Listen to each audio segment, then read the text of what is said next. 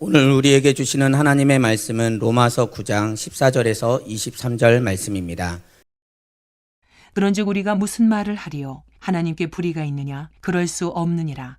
모세에게 이르시되 내가 긍휼히 여길 자를 긍휼히 여기고 불쌍히 여길 자를 불쌍히 여기리라 하셨으니 그런즉 원하는 자로 말미암음도 아니요 다른 박질하는 자로 말미암음도 아니요 오직 긍휼히 여기시는 하나님으로 말미암음이니라. 성경이 바로에게 이르시되 내가 이 일을 위하여 너를 세웠으니 곧 너로 말미암아 내 능력을 보이고 내 이름이 온 땅에 전파되게 하려 함이라 하셨으니 그런즉 하나님께서 하고자 하시는 자를 긍휼히 여기시고 하고자 하시는 자를 완악하게 하시느니라. 혹 내가 내게 말하기를 그러면 하나님이 어찌하여 허물하시느냐 누가 그 뜻을 대적하느냐 하리니 이 사람아 내가 누구이기에 감히 하나님께 반문하느냐 지음을 받은 물건이 지은 자에게 어찌 나를 이같이 만들었느냐 말하겠느냐. 토기장이가 진흙 한 덩이로 하나는 귀히 쓸 그릇을 하나는 천히 쓸 그릇을 만들 권한이 없느냐. 만일 하나님이 그의 진노를 보이시고 그의 능력을 알게 하고자 하사 멸하기로 준비된 진노의 그릇을 오래 참으심으로 관용하시고 또한 영광받기로 예비하신 바 긍휼의 그릇에 대하여 그 영광의 풍성함을 알게 하고자 하셨을지라도 무슨 말을 하리요. 은혜라는 말을 굉장히 많이 우리가 사용합니다. 근데 은혜를 많이 사용하지만 은혜를 누리는 건 쉽지 않습니다. 또 은혜를 은혜라고 고백하는 것도 쉽지 않습니다. 근데 만약에 은혜를 누리고 고백하는 것이라면 아마 그 사람의 신앙은 매일매일 은혜 속에 살아가게 될 줄로 믿습니다. 성폭행을 당하고 임신한 소녀가 있었습니다. 이름은 리히젤이라고 하는 소녀였습니다. 신앙 양심상 낙태할 수 없어서 딸을 낳게 됩니다. 그리고 자기가 키울 수 없어서 입양을 보냅니다. 어린 나이에 자녀를 낳았기 때문에. 그리고 이 리히젤은 그 후에 신학을 하고 목사가 됩니다. 놀랍죠?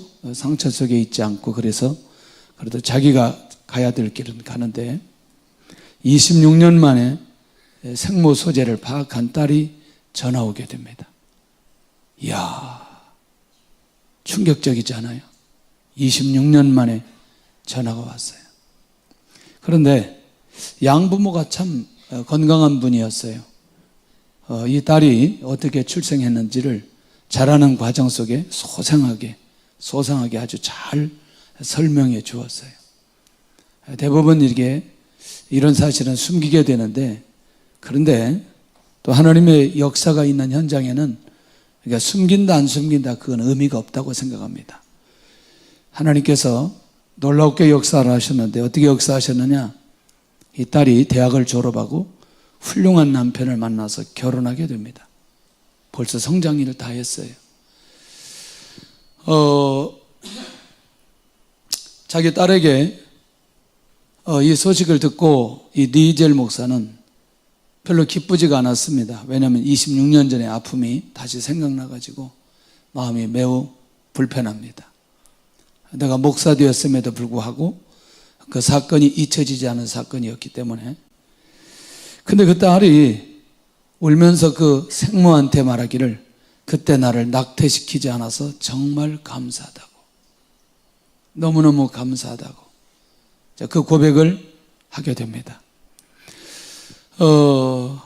그가 성장하면서 아마 그 입양한 부모님이 굉장히 신앙생활을 잘했던 가정인데 예수님을 믿고 자기도 예수님을 믿고 이렇게 구원받고 나니까 자기 생모에게도 복음을 전하고 싶은 마음이 생겼다는 거예요. 어머니가 목사라는 사실을 알지 못한 채 그 어머니에게 복음을 전하는 그 딸.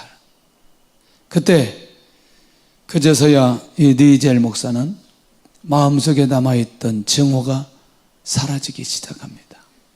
치유되기 시작합니다. 하나님의 계획이, 하나님의 인도하심이 그 안에 있다는 사실을 알게 되어지는, 죄가 많은 곳에 하나님의 은혜가 임하는 것도 하나님의 절대적인 주권에 의해서 주어진다는 사실을 고백하게 되는 거죠. 이것 또한 사람이 선택하고 사람이 결정하는 내용이 아니라는 사실을 우리에게 가르쳐주고 있습니다. 오늘 계속해서 하나님의 은혜라고 말할 수 있는 게 도대체 무엇일까? 뭘 그렇게 하나님의 은혜라고 말해야 되나? 이 기초적인 감사, 이 가장 기본적인 거, 만약에 이거를 잃어버리지 않는 사람들은 삶 전체가 영적인 폭발이 일어나게 될 줄로 믿습니다. 나의 선택, 영혼의 선택, 그것은 전적인 하나님의 은혜이다. 하나님께서 나를 선택하고 구원받는 자를 선택하는 건 전적으로 하나님의 은혜다. 여기서부터 출발해야 된다는 거죠. 그러니까 첫 질문이, 그러니까 이거부터 설명하지 않고 하나님의 선택이 불공정하다고 할 수 있느냐, 이런 질문부터 약간 부정적으로 출발하는 것 같지만 그 말의 의도는 하나님의 선택이 불공정하지 않고 공정하다라는 사실을 밝히기 위한 게 목적이라는 거예요. 영혼에 대한 선택과 유기는 버리는 것이고, 선택은 우리가 선택하는 건데, 이거는 이 영혼을 선택과 유기하는 건 사람이 판단할 수 있는 영역이 아니라는 겁니다.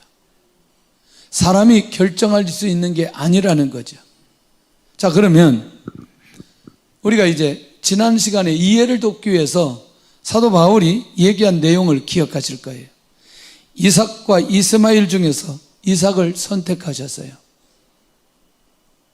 불공정해요? 이 선택이 누구에게 있어요? 하나님에게 있어요. 자, 야곱과 여서 중에 야곱을 선택했어요. 불의하셔요? 잘못하셨어요? 이것도 누가 결정하셨어요? 하나님이 결정하셨어요. 이스라엘과 애굽 중에서 하나님께서 이스라엘을 선택하셨습니다. 이 결정도 누가? 하나님이 하셨습니다. 지나간 날에 일어났던 이 모든 역사는 궁극적으로 보니까 하나님의 선택에 의해서 주어진 결과였다는 거죠. 그러니 누구든지 하나님의 선택이 주어진 사람들에게는 하나님 앞에 항상 고백할 수 있는 게 이게 은혜라고밖에 고백할 다른 내용이 없다는 거예요. 할렐루야. 자, 그러면 이 모세를 통해서 이제 하나님이 주신 메시지가 있어요. 굉장히 이제 중요한 내용인데 그게 뭐냐? 그때 하나님께서 뭐라고 말씀하셨냐? 내가 긍휼히 여길 자를 긍휼히 여기고 불쌍히 여길 자를 불쌍히 여기리라. 그러니까 긍휼히 여기고 불쌍히 여기는 것도 누구의 결정에 의해서? 하나님의 결정에 의해서. 그러니까 선택해주는 하나님의 주권 안에 있으니 절대로 불공정하다 이렇게 말해서는 안 된다는 얘기. 자, 한번 봐야 돼요. 출애굽기 9장으로 한번 가보겠습니다. 창세기 출애굽기 9장 다 한번 가서 보셔야 돼요. 그래야 이제 조금 이따 이어지는 말씀이 정리가 됩니다.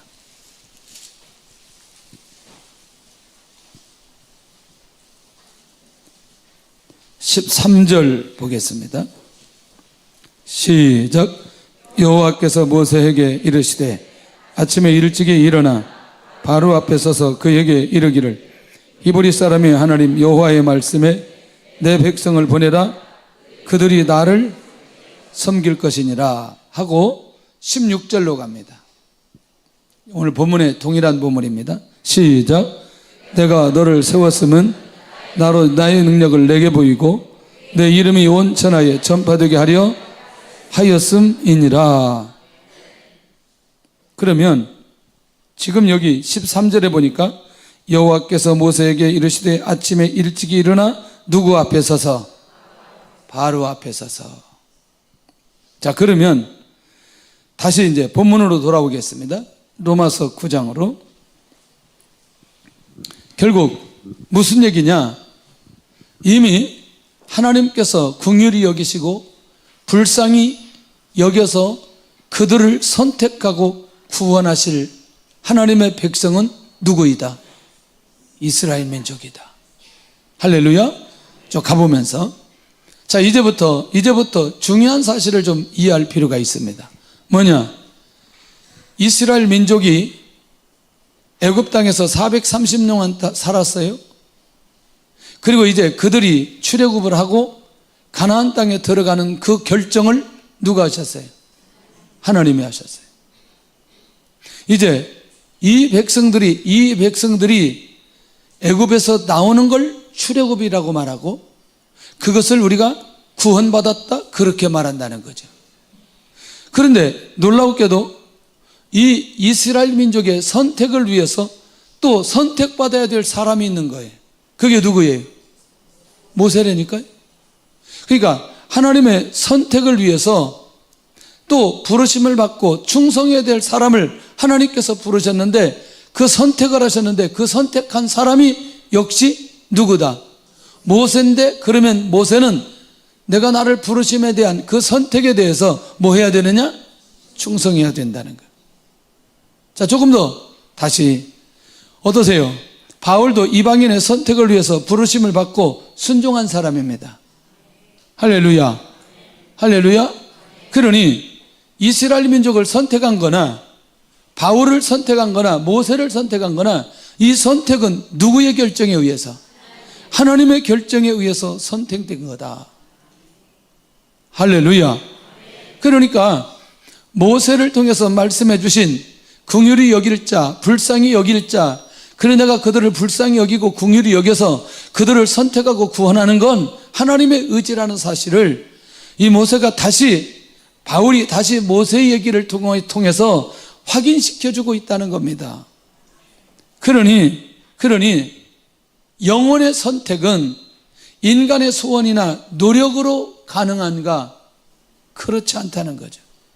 그것은 불가능하고 오직 하나님의 긍휼하심에 달려있다는 사실을 알 수 있습니다. 증명을 해드릴게요. 이스라엘 민족이 출애굽을 하고 광야에 있을 때 벌어진 사건 기억하시죠? 그게 뭐냐? 모세가 시내산에 올라갔는데 모세가 보이지 않는다고 땅에 있는 사람들이 우상을 만들어 놓고 우상 숭배하고 있습니다. 그래서 하나님께서 진멸하려고 하셨던 출애굽기 32장 사건 기억하시죠? 그때 그들이 과거에 애굽에 살았던 습관대로라는 게 뭐죠? 우상숭배입니다. 그러니까 이 말이 무슨 말이냐면 이스라엘 민족이 하나님 앞에 선택받기 위해서 그들 스스로 애굽 땅에서 노력을 하고 그들이 고통이 힘들어서 고통스러운 소리를 하나님 앞에 올려드리는 건 사실이나 그들의 소원이나 노력으로 하나님의 선택이 이루어지지 않았다는 사실을 밝혀주고 있다는 거예요. 오직 그것은 하나님의 긍휼하심, 하나님의 계획, 하나님의 선택에 의해서 주어졌다는 건데 바로 이 얘기예요. 그러면 430년 동안 애굽 땅에서 살았던 이들은 이미 올라가 보니 요셉에 의해서, 야곱에 의해서, 이삭에 의해서, 아브라함을 통해서 이미 하나님께서 민족을 이루신다는 선택을 받고 아브라함과 이삭, 야곱 12지파를 통해서 민족을 이루게 만들고 그 민족이 애굽 땅에 살고 애굽 땅에 살았는데 일정한 시간이 지나고 나니 다시 그들을 불러서 가나안 땅까지 들어가게 하는 이 선택은 하나님의 주권에 의해서 주어진 거다. 만약에 우리가 이 비밀을 깨닫고 우리 스스로 이 사실을 인정한다면 우리는 말할 수 없는 하나님의 은혜 속에 지금 살아가고 있고 그리고 날마다 그 은혜에 감사하며 살아가야 될 이유가 바로 여기에 있다는 것입니다. 그러니 근본에 대한 감사가 우리 안에 있을 때에 삶 속에 일어나는 수많은 문제들을 이기며 승리할 수 있는 힘이 생기게 된다는 거죠. 자, 그건 조금 더 가면서 더 얘기를 하고요. 그래서 이방인의 선택도 이방인의 노력이나 소원이 아닌 오직 하나님의 은혜로 우리에게 주어졌다는 거죠. 그러면 우리 조선민족이라니까 좀 이상한데 복음이 들어오기까지 우리 조선 땅에 누구든지 우리 나름대로 신앙이 있어서 믿음이 있어서 복음을 받으려고 하는 토양이 있어서 이 복음이 이 땅에 전해진 건 아니잖아요. 이해되시죠? 우리가 정말 선교사들을 거부하고 인정하지 않고 때로는 죽이기까지 하면서 복음을 거부했지만 하나님의 특별한 은혜로 그들이 그런 고난과 아픔과 순교의 피를 흘리면서 이 땅에 복음을 전해졌기 때문에 이 복음으로 인해서 우리가 구원을 받고 이렇게 마음껏 예배드릴 수 있는 시간을, 기회를 우리가 얻게 되어진 거란 말이죠. 그러니 이것은 사람의 노력이나 소원으로 된 것이 아니고 전적인 하나님의 은혜라는 사실을 고백할 수밖에 없다는 것이죠. 그래서 로마교회의 모든 성도들의 시선을 철저히 이 사도 바울도 하나님께로 향하도록 하는 게 목적이 있는 것을 보게 된다는 거예요. 혹시라도 부분적인 상황 때문에, 부분적인 상황이라면 내가 당한 환난이나 어려움 때문에, 내가 당하는 고난 때문에 본질적인 감사가 무너져 버렸다? 반대로 생각해 봐야 됩니다. 본질적인 감사가 내 안에 있으면 지금의 상황을 극복하며 이길 수 있는 거죠. 이해 안 돼요, 지금?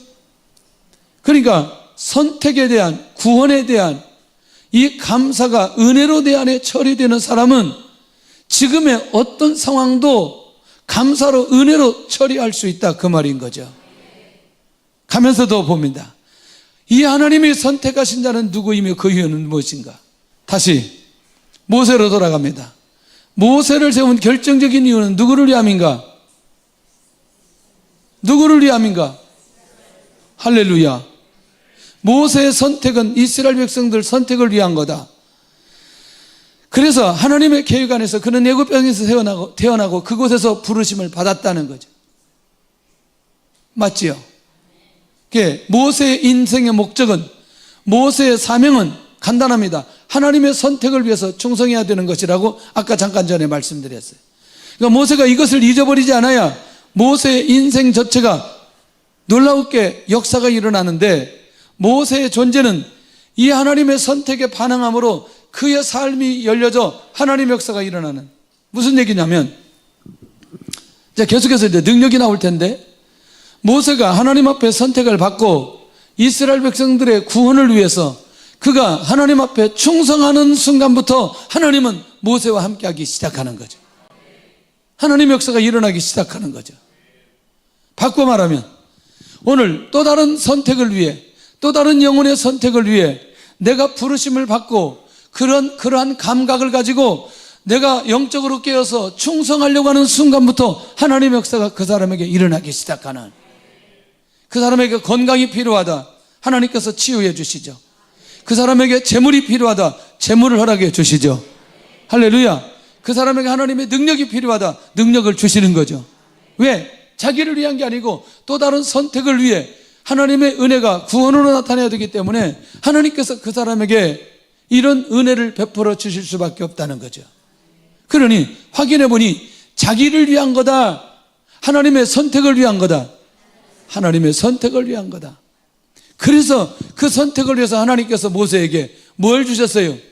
능력을 주셨어요. 모세의 힘으로 감당할 수 없기에 하나님의 능력을 그에게 부어 주셔서 손을 바다 위로 내미니까 홍해가 갈라지는 거죠. 손을 바다 위로 내미니까 우리의 눈이 떠지는 거죠. 할렐루야. 이런 놀라운 일이 벌어지는 거죠. 네. 지팡이 가지고 밤석을 치는데 물이 나오게 되어지는 거죠. 이런 일들은 하나님의 능력이라니까요. 10가지 재앙을 일으키는데 그 일으키는 모든 상황들을 한번 보세요. 전부 다 말씀으로, 지팡이로. 지팡이가 능력 있는 게 아니라 하나님 그 지팡이를 하나님께서 능력의 지팡이로 사용해 버리는 거죠. 그러니까 이게 너무나 기가 막히는 원리라는 거예요.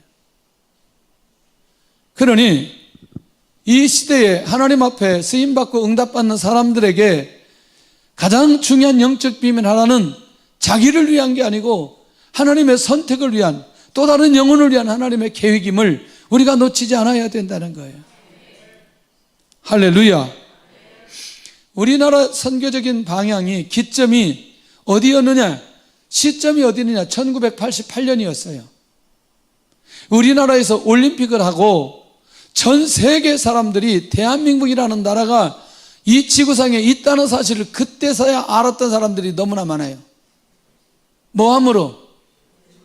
올림픽함으로. 올림픽 해야 된다니까요. 그런데 그때부터 선교사들이 나가기 시작했고, 그때부터 선교적인 문이 열려지기 시작했고, 그때부터 하나님께서 일하기 시작했다는 거예요. 놀랍지 않아요? 그러면 올림픽이 목적이었어요? 하나님의 선택이 목적이었어요? 지나고 나서 보면 이게 비밀이라니까요. 비밀이라니까. 그래서 지금도 우리나라 제품들을 최고로 만들도록 하게 한 결정적인 이유와 배경들이 있다니까요.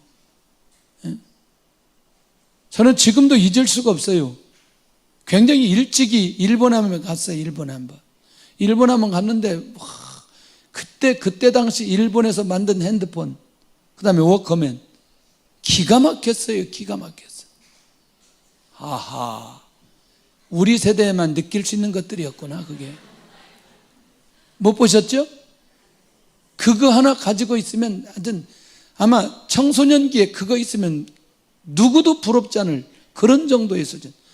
근데 지금요 완전히 다 전 세계가 다 바뀌어졌어요. 무엇 때문인지 기억할 수 있기를 원합니다. 그러면 이 능력이 모세에게 나타나신 이유는 여러분들 어떠세요? 누가 강팍해야 돼요? 바로가 강팍해야 돼요. 왜? 강팍하면 강팍할수록 뭐가 나타나야 되니까? 하나님의 능력이 나타나야 되니까. 그러면 하나님의 능력이 나타나게 되면 당연히 어떤 일이 벌어져요? 누구의 이름이? 하나님의 이름이 온 땅에 전파되는 거죠.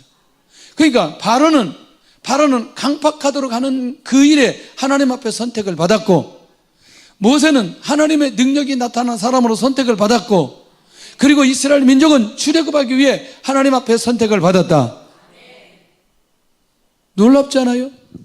그러니까 이 모든 결정에 대해서 누구도 얘기할 수 있는 게 아니라는 거죠.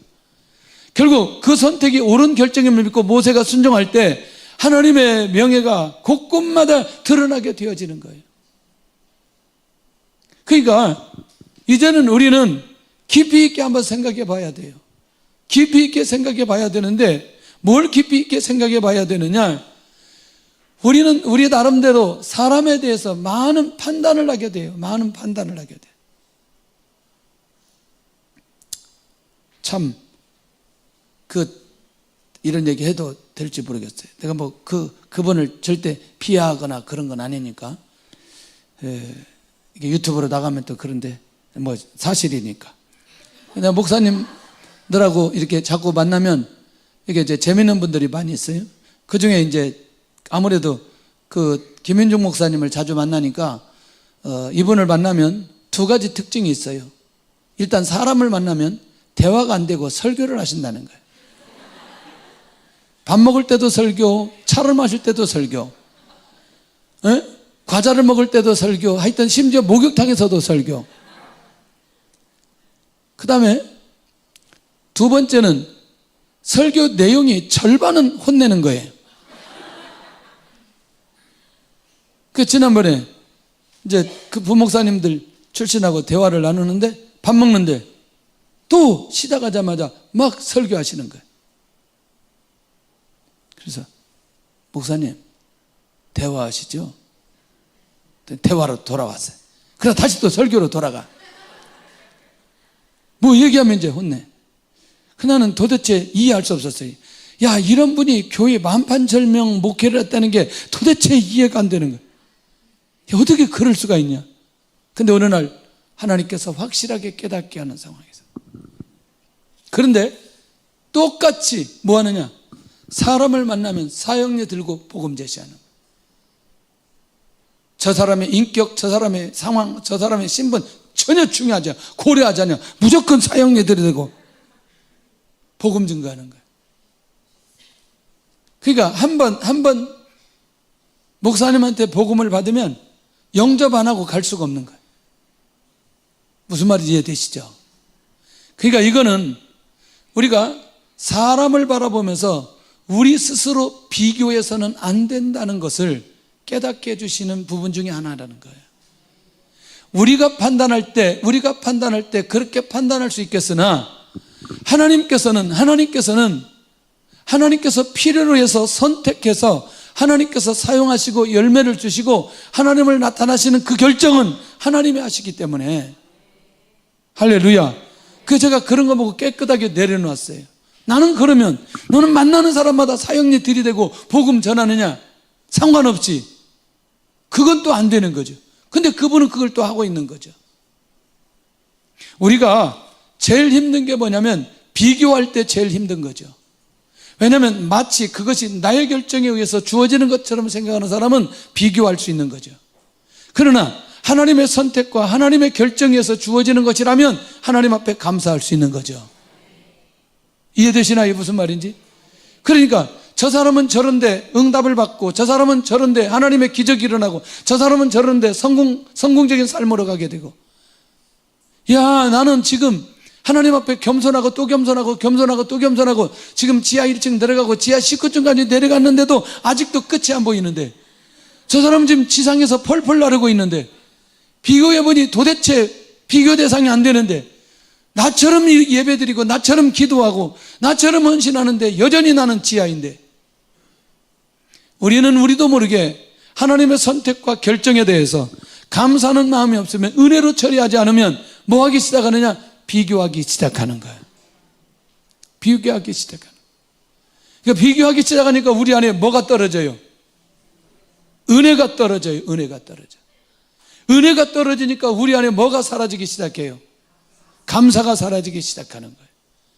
그런데 다시 바꿔서, 그럼에도 불구하고 하나님께서 나를 선택해 주시고 나를 구원하여 주시고 이 자리까지 오게 해 주셨다는 사실이 내 안에 믿어지는 사람은 그때부터 시작할 거예요. 할렐루야. 또 다른 선택을 향해서 내가 어떻게 부르심을 받고 인도받아 가게 되는지, 왜 내 앞에 저렇게 바로 같은 사람을 세워서 도대체 하나님의 기적 같은 일들이 10번이나 일어나는데도 아무런 변화가 없을까? 그 사람이 변화가 없어야 하나님의 능력이 나를 통해서 계속해서 나타나야 되는데, 그 사람이 강박해야 모세를 통해서 일어나는 하나님의 능력이 끊임없이 일어나게 되는데, 그래야 하나님이 나타나게 되는데, 그러니 이거는 비교의 대상이 될 수 없다는 거죠. 그래서 하나님께서 긍휼히 여길 자와 강팍하게 할 자를 구분해서 하나님께서 결정하는 거 아니냐는 거예요. 그러니까 사실은 바로도 사명이 있는 거지. 무슨 사명이에요? 강팍해야 되는 사명이 있는 거지. 모세는 하나님의 능력을 행할 사명이 있는 거죠. 왜? 그래야 하나님의 명예가 드러나게 되고, 그래야 이스라엘 민족이 출애굽하게 되는 놀라운 역사가 일어나기 때문에 이 원리를 우리가 놓치지 않아야 됩니다. 긍휼의 대상과 강팍하게 하는 대상도 누구의 결정에 의해서? 하나님의 결정에 의해서 주어지는 것이라면 우리가 무슨 말을 할 수 있겠느냐? 사도 바울이 이 비밀을 계속해서 이어가고 있습니다. 이스라엘과 애굽도 여호와 하나님의 결정에 따라야 된다는 이 원리. 여기까지 되면 우리 인생 전체가 행복한 모습으로 가게 되어지는 거예요. 하나님의 축복된 모습으로 가게 되어지는 거예요. 너무나 감사해요. 그러니까 어떤 것을 어떻게 선택해 주셨다는 게 너무너무 감사해요. 이건 굉장히 지엽적인 얘기인데요. 저희 삼촌 아들이 저하고 동갑이라니까요. 2달 저한테 느리다고 형이라고 저한테 하는데, 초등학교 다닐 때 이 친구는 유학했어요. 서울에 와서. 저는 시골에서 계속 농사꾼 아들을 사는데, 방학 때만 만나면 도저히 사람이 표시가 나가지고 같이 다닐 수가 없어요. 왜냐면 얘는 얼굴이 포연해가지고 너무나 괜찮은데 나는 얼굴이 새까매가지고 눈만 뻥긋뻥긋. 도대체 이게 지금보다 엄청나게 새까맣다고 생각하시면 돼요. 야, 얘는 엄마 아빠 잘 만나가지고 초등학교 때부터 유학 가고, 나는 초등학교 때부터 이 시골에서 살고. 이야, 시간이 많이 지났어요. 이런저런 상황들이 지나서 저는 이제 목회를 하게 되고, 그 친구도 사명이 있지만 사명대로 살지 않고 나름대로 살고, 지금은 이제 서울의 교회 장로님으로 잘 섬기고 있는데, 그때 생각했던 그 생각들이 지나고 나면 문득문득 그런 생각들이 나는 거예요. 지금 생각해 보니 하나님께서 시골에서 그렇게 잘 자라게 해주시고 그러면서 저한테 좋은 체력을 주신 게 얼마나 감사한지 몰라요. 예. 왜 웃는지. 뭐 저 체력 좋아지게 하는데 뭐 일조라도 하셨어요? 예, 이게 다 시골에서 자란 덕택이에요. 난 너무나 감사한 거예요.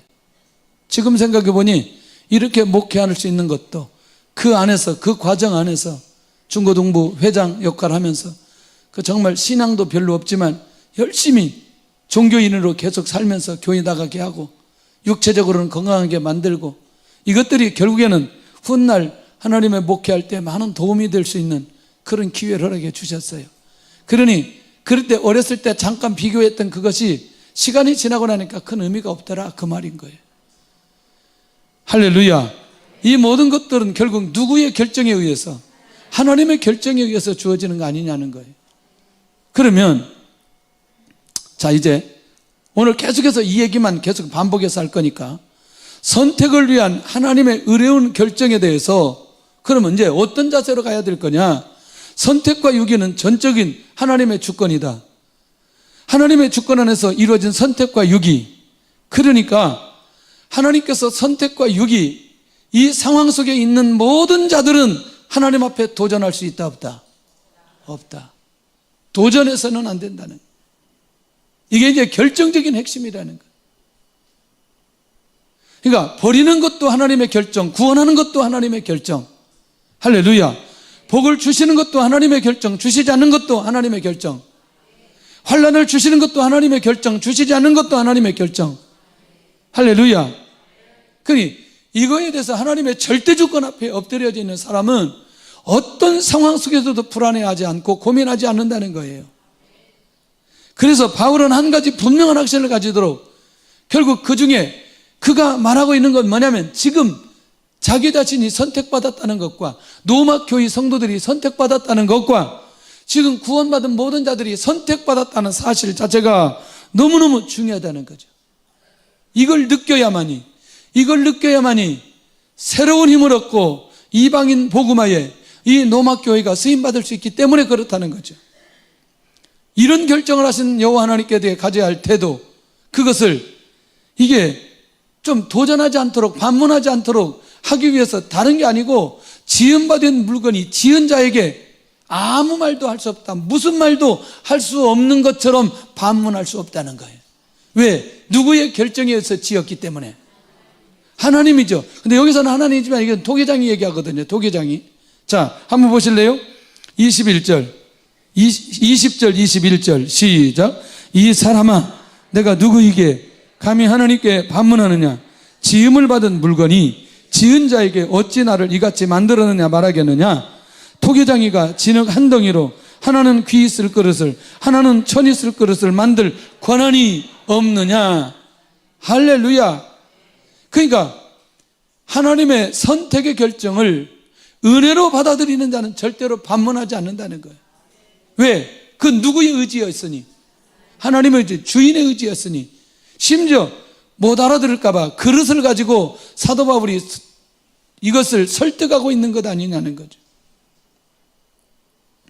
마음 한구석에 아직도 내 삶 전체에 대해서 설명이 되지 않거나 해석이 되지 않거나 이해되지 않는 사람은 오늘 이 말씀을 통해서 정확하게 결론 내려야 될 필요가 있다는 거예요. 그것은 그만한 이유가 있고 그만한 하나님의 뜻이 있었기에 때로는 모세를 왕궁에 40년, 때로는 광야에 40년, 때로는 다윗을 그 고난 속에 있고 죽음의 위기 속에 가게 하고, 그런데 놀라웠게도 그 죽음의 위기 속에서 어때요? 아둘람 굴에 상처받은 사람들을 만나서 나라를 이끌어갈 수 있는 리더십들을 거기서 세우게 되는 거 아니냐고요. 400명, 600명 세워져서 결국 이들에 의해서 다윗의 왕국이 세워지는 것처럼 그때 내가 알 수 없는 그 시간이 필요해서 하나님께서 우리에게 그런 시간 주시는 것 아니냐는 거죠. 그 선택도 그 결정도 누가 하신다? 하나님이 하신다. 그러니 하나님 앞에 반문할 수 있는 자가 누구 있겠냐는 거예요. 누가 있겠냐.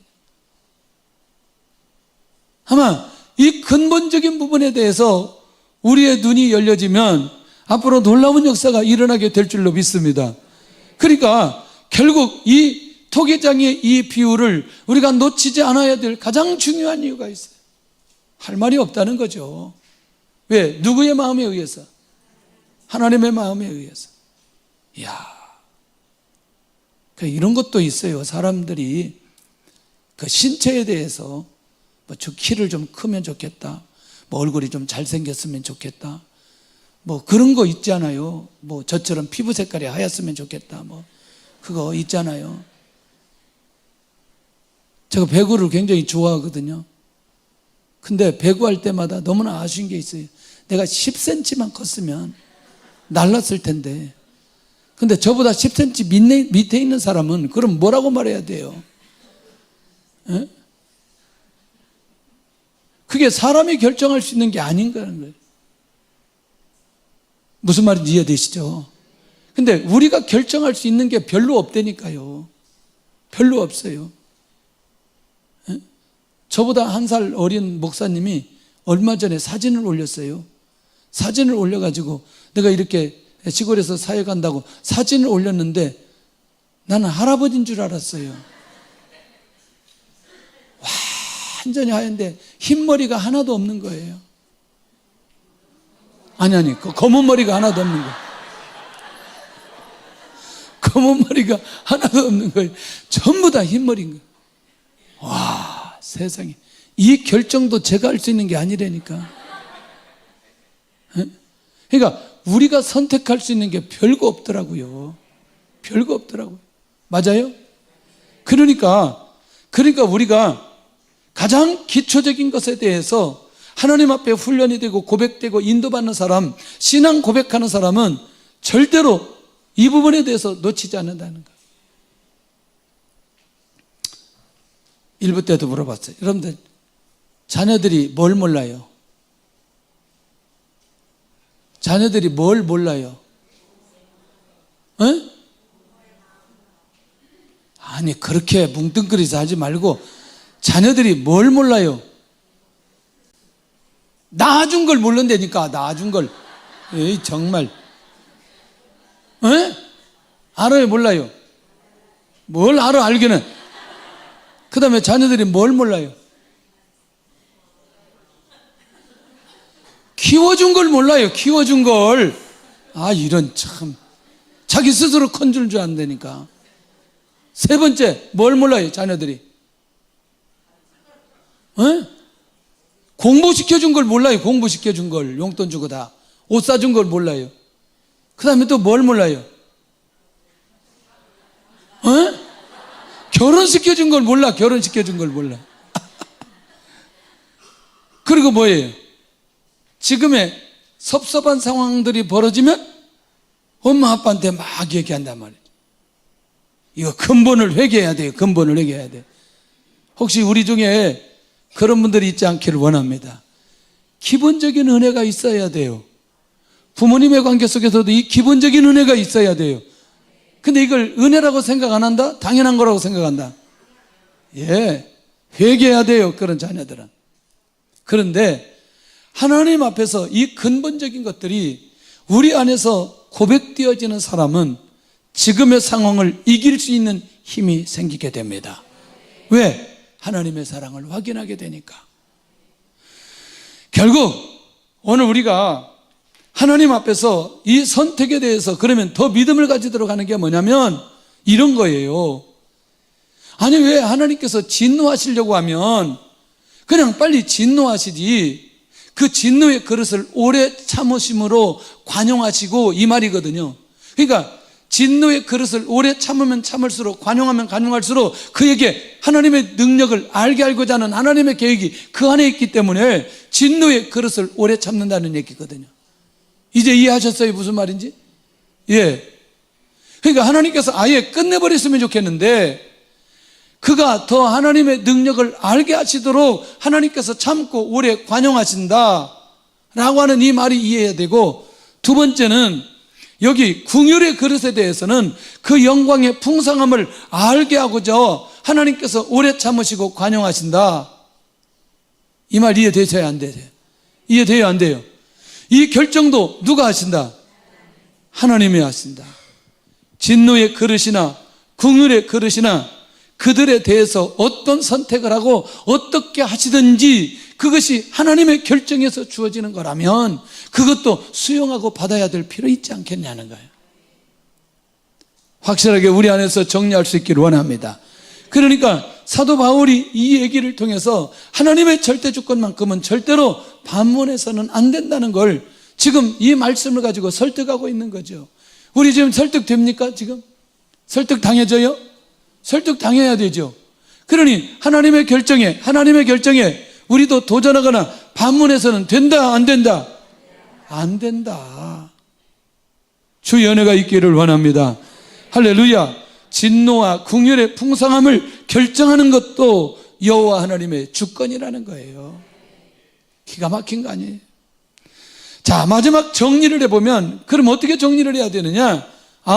이 하나님의 선택의 은혜가 나에게 나타나는데 근본적인 거 한번 정리해 봐야 되겠다는 거죠. 오늘 나를 구원하시기 위해서 하나님의 궁율이 먼저 나에게 나타났다는 거예요. 할렐루야. 그런데 아직도 이 궁율의 대상이 너무나 많이 있다는 거예요. 예, 궁율의 대상이 궁극적으로 어떤 대상이에요? 구원의 대상 아니겠어요? 그러니 저와 여러분들이 이미 이 하나님의 궁율이 나에게 나타났다는 사실 자체가 하나님의 은혜이고, 그러면 그 궁율이 그걸로 끝나는 게 아니라 결국에는 궁율하셨던 그것을 이미 정하셨다는 거죠. 뭐 하기로? 구원하시기로 이미 정하셨다는 거죠. 그래서 예수님 이 땅에 보내주시고 십자가에서 죽게 만드셨다는 거예요. 그 다음에 나를 구원하시기 위해서 복음을 받게 하셨어요. 나를 정하시고 나를 궁휼히 여기시고. 가정을 모태신앙은 가정 안에서 자라면서 복음을 받았건, 아니면 우리가 중간에 믿어서 친구들이나 또는 복음 전도자들이나 누구에 의해서 복음을 받았건 전하는 자가 있어서 복음을 받은 거 아니겠냐는 거예요. 내가 복음을 받고 내가 예수님 믿고 구원받았다는 이 사실, 복음을 받게 했다는 사실이 너무너무 중요하다는 거예요. 이걸 하나님의 은혜라고 말할 수 있어야 된다. 진짜 은혜라고 믿고 있나요? 예수님 믿는 게 얼마나 큰 은혜인지 장례식을 가보면 너무나 정확하게 알 수 있어요. 예수님 믿고 구원받은 자의 장례식, 천국이 예비되고 천국으로 갔고 부활을 소망하고 재림을 소망하는 그 역사적인 현장이 어디냐? 장례식이라니까요. 이 땅에 영원히 우리 육체가 살아있을 때 예수님 믿고 구원받는다는 게 얼마나 큰 은혜와 축복인지. 예. 그런 면에서 지금도 이 복음을 받게 하도록 복음을 전하는 자를 찾고 있고 복음을 받는 자를 찾고 있고, 이 부분에 귀한 역사가 끊임없이 일어나도록 오늘도 이 노마서는 계속해서 쓰여져야 된다는 사실입니다. 기록되어야 된다는 사실이에요. 이걸 하나님의 은혜로 처리할 수 있는 우리 성도들. 그리고 네 번째는 뭐냐? 나를 구원하시기 위해 나에게 그 믿음을 갖게 해주셨다는 거. 아니, 내가 아무리 많이 들으면 무슨 의미가 있어요? 예수님 나의 구주로 믿고 내가 고백해야 내가 구원받는데, 아니, 나의 죄를 짊어지고 예수님이 십자가에 죽으셨다는 사실이 내 안에 믿어졌다는 게 얼마나 놀라운 일이냐는 거예요. 내가 무슨 죄를 지었는데 그게 아니라는 거예요. 오늘 내가 예수님 믿고 구원받았다는 그것은 결국 내 안에 예수님이 나의 구주라는 사실을 내가 믿었기 때문에 돌아오는 결과라는 거죠. 그것이 곧 하나님의 은혜의 선물로. 이게 은혜입니다. 이게 하나님의 축복입니다. 놓치지 않아야 된다는 거죠. 가장 근본적인 은혜를 잊지 않는 자는 결국 삶에서도 감사할 수 있다. 나에게 베풀어진 하나님의 은혜를 잊지 않고 살고 있는가? 은혜를 긍휼히 여겨주셨어요. 정해주셨어요. 구원해주셨어요. 복음을 전하게 해주셨어요. 그리고 믿게 만들어 주셨어요. 이 일련의 과정이 기본적으로 우리 안에 있을 때 삶을 풀어나갈 수 있는 힘과 능력이 그 안에 나타나게 될 줄로 믿습니다. 결론입니다. 난 하나님의 절대 주권을 확실하게 믿는가? 나를 선택하신 하나님께 대한 감사가 있는가? 나를 구원하신 하나님의 은혜에 매일 감사하는가? 은혜를 누리시기를 바라고, 은혜를 고백하시기를 바라고, 감사로 이어지기를 예수님의 이름으로 축원합니다. 찬양하면서 예물 드리는